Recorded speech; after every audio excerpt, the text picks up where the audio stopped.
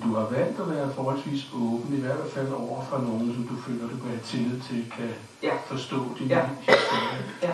Hvad ligger der i det valg om at være åben? Hvorfor det?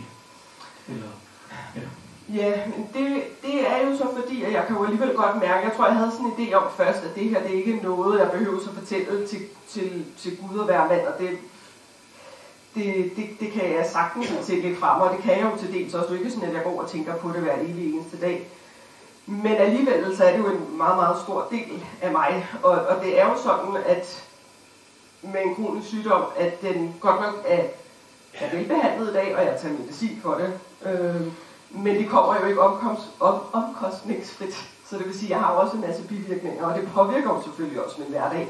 Så på den måde kan jeg jo godt mærke, at det er enormt vigtigt, at dem helt tæt på mig, at de jo godt ved, at der foregår noget bag kulissen, som de måske ikke nødvendigvis kan se. Fordi hvis man bare så på gaden, så vil man formentlig ikke tænke, når hende der, hun har leukemi på 6 år nu.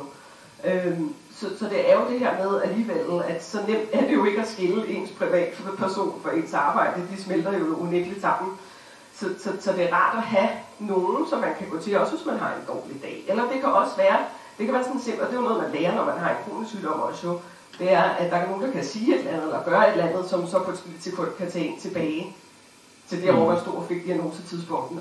Og der kan det jo være mægtig rart, at man har nogle kollegaer, som man lige kan sige, okay, det her, det gik lige lidt følelsesmæssigt tæt på.